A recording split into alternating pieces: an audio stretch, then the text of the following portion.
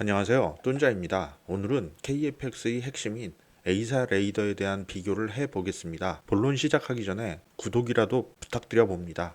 네, 우리말에 몸이 천냥이면 눈은 900냥이라는 말이 있습니다. 그만큼 인간의 삶에 있어서 직접 보고 판단하는 것의 중요성을 강조한 말입니다. 따라서 전투기와 같이 하늘에서 마하 2 수준의 고속 상태인 경우에는 그 중요성이 더욱더 부각될 것입니다. 더구나 현대 공중전은 도그파이트가 아닌 BVR 파이트가 대세라서 먼저 적을 발견하고 먼저 적에게 미사일을 날리는 것이 중요한 전투기 전략이 되었습니다. 그래서 적에게 발견되지 않으려는 스텔스 기능과 적을 조금이라도 먼저 찾아내려는 레이더 기술은 전투기의 핵심 요소가 되는 것입니다. KFX의 스텔스 수준을 알 수 있는 RCS에 관해서는 이미 올려드린 KFX RCS 한방의 비교편을 참고해 주시기 바랍니다. KFX에 탑재되는 레이더는 기계식이 아닌 A사 레이더임을 잘 알고 계실 겁니다. 일본을 두둔할 생각은 전혀 없지만 일부 기술력이 좋은 부분은 인정하는 뚠자입니다. F2 전투기를 개발하면서 최초의 A사 레이더가 탑재된 전투기의 명예를 얻었지만 그 기술은 미국으로 넘어가 F-22에 탑재되어 AN/APG-77 같은 괴물로 탈바꿈하였습니다. 한마디로 일본 애들이 미국 애들한테 눈탱이 맞은 것이죠. 당시 미국이 잘했던 것은 A사 레이더 하드웨어만의 성능을 최대한 뽑아낸 것이 아니고 여기에 소프트웨어 기술, 즉 막강한 신호 처리 기술을 갈아 넣으며 공대공, 공대지, 공대해 모드는 물론 지형 정보를 활용하고 피하 식별과 상대 목표물의 인식 및 무장 컨트롤과 비행 제어 등 전체를 통합한 것입니다. 그리하여 A사 레이더는 단순히 적으로 추정되는 비행체 탐지를 넘어서 전투기 전체 성능을 좌우하는 수준으로까지 그 중요성이 올라간 것입니다.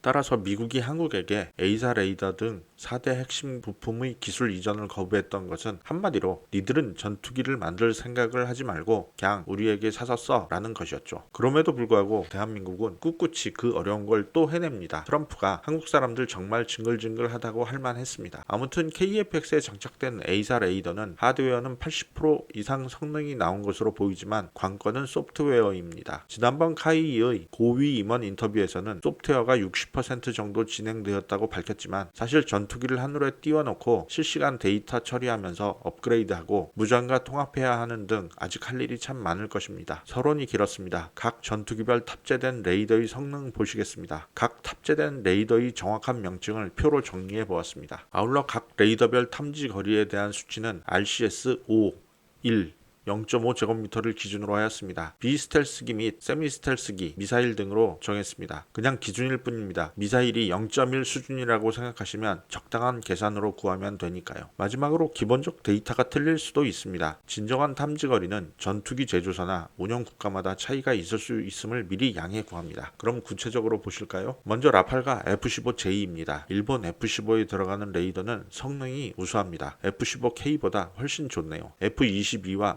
맞먹는 수준입니다. 다음 F-35A인데 이것도 나름 성능이 좋습니다. 하기야 소프트웨어 최적화에 10년을 공들였으니 상당히 좋아야만 할 것입니다. 미들급 중에서는 타이푼이 스펙상 좀 좋네요. 자신들 레이더 좋다고 그렇게 영화까지 만들 만큼은 아니었지만 말입니다. 다음 J-20은 중국 레이더를 탑재하고 있는데 스텔스 성능이 RCS나 레이더 성능이 탐지거리 모두 제대로 나오는 건지 정말 궁금합니다. 이것도 뻥일는지 진짜일지 궁금합니다. 얼마 전 물에 녹는 오징어 뉴스도 보았는데 참 대단하거든. 다음은 일본의 6세대 컨셉인 F3입니다. 어마어마합니다. 중국 스펙도 믿기 어려운데 일본 애들 것도 믿어야 할지 고민입니다. 저 정도 수준이면 계산상으로는 F-22 랩터는 40km에서 F-35A는 105km에서 탐지됩니다. F-22와는 어렵겠지만 F-35A와는 한 번의 미사일 공격을 피해내면 1대1 대결까지도 갈 수 있는 수준인데 일본의 갈륨 나이트라이드 소재 기술 수준이 부럽기는 합니다. 그러나 단순히 볼 수 있는 눈만 좋아서는 안 되죠. 두개골 안쪽에 상당한 역량을 눈에 집중 투자한 네안데르탈인이 정보 수집 이후 종합 사고 및 판단 능력에 집중 투자한 사피엔스에게 밀린 것에서 실마리를 찾아봅니다. 마지막으로 KFX입니다. 라팔보다 조금 더 좋은 수준이군요. 실망하셨는지요? 그러기엔 이릅니다. 이것은 단지 프로토타입에 불과하며 대외 공개용 값입니다. 모든 성능이 공개되지 않았으며 테스트 회사인 이스라엘 엘타의 ELM2052를 기준으로 한 것뿐입니다. 대한민국은 전자기술 초인류 강대국입니다. 분명 성능을 최대까지 뽑아낼 것입니다. 그 이유는 아직도 갈륨 나이트라이드 소자의 최적화가 더 이루어질 수 있기 때문입니다. 우리는 하드웨어와 소프트웨어가 최적으로 결합되어서 성능을 낼 수 있다는 것을 것을 여러 부분에서 경험을 하고 있습니다. 스마트폰에서 아이폰이 갤럭시보다 훨씬 나아 보였던 이유와 같은 맥락에서입니다. 따라서 KFX의 경우 시작기가 나와 하늘을 직접 날면서 최적화를 해야 하기에 시간이 더 걸릴 것입니다. 하지만 그 힘들고 고된 과정을 거치고 나면 비로소 K파이터의 플랫폼이 완성되는 것입니다. 그 다음부터는 겁나 업그레이드만 하면 됩니다. 우리나라의 반도체, 조선, 자동차가 그렇게 했듯이 말입니다. 그날을 기대해 보겠습니다. 오늘 준비한 영상은 여기까지입니다. 구독과 좋아요 부탁드립니다.